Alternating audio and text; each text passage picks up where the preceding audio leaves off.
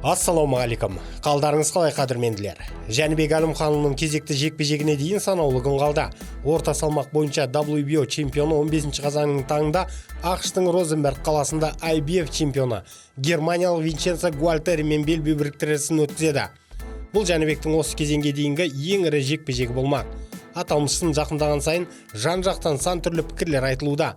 Оның көбісі айналып келгенде бұл бәсекеде қазақ профи жеңіске жетеді деп отыр. Шындығында осысын қазір барша қазақ күтіп отырған кештердің бірі. Күні кеше аяқталған Азия ойындарынан соң қам көңіл қазақ жанкүйерлеріне қазір жарқын жеңіс қажет.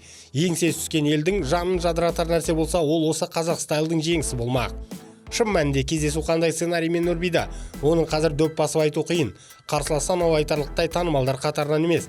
Гуальтериді әлем осы Жәнібектің арқасында ғана тани бастады. Эскива Фалькаомен өткен жекпе-жегіде кереметті елең еткізген емес. Дегенмен, Әлімханұлының бойынан есіп тұрған сенімділік әзірге толқынысқа жол бермеуде.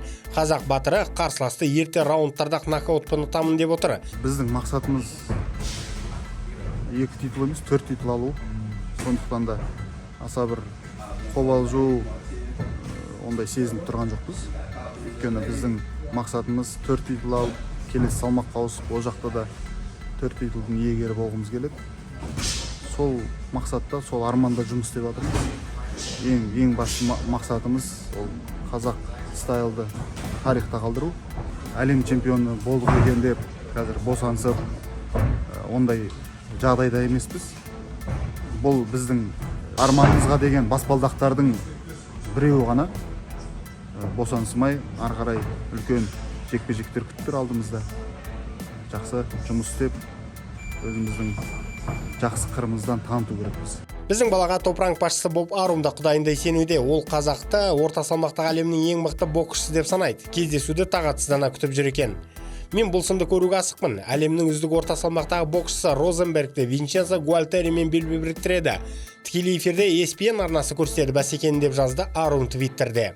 Бірақ бұл сөзбен Boxing 247.com сайтының тілшісі Майкл Коллинс келіспейді.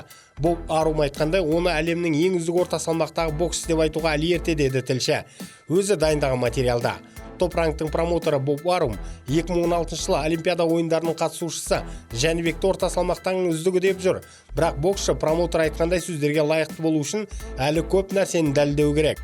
Әзірге ол шынымен де мықты саналатын боксшылармен жолықпады. Демек, оның біз орта салмақтағы бірінші жігіт пе, әлде қағаз бойынша чемпион ба, оны біле алмай жүрміз, деді Коллинс. Қағаз бойынша чемпион деп Коллинс Жәнібектің WBO белбеуін жекпе-жексіз алғанын меңзеуде.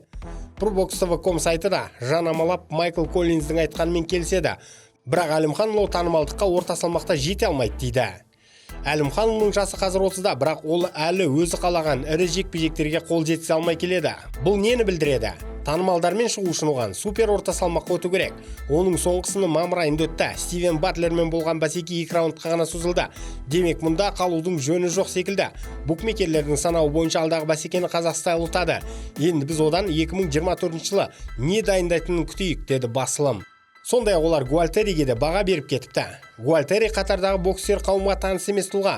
Өйткені барлық кездесулерін Германияда өткізген. Бұл оның ақштағы дебют екендігін ескерсек, белбеу біріктірісінде оның жеңіске жету мүмкіндігі қаншалықты? Соңғы рет ол шілде айында Эскива Фалькаоны ұтып, IBF белбеуін ұтып алды. Дегенмен оның бокс деңгейіне күмән бар, деді ProBox TV.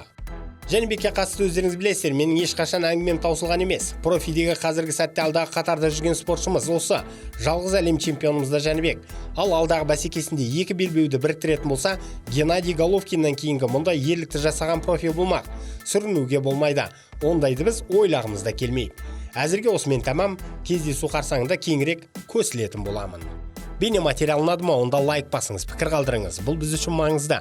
Арнаға жазылып қоңыраушаны басып қойсаңыздар, соңғы жаңалықтарды бірден біліп отырасыздар. Уақыт тауып тамашалағандарыңыз үшін рахмет. Қазақ батырларының жеңісті жорықтары молынан болсын.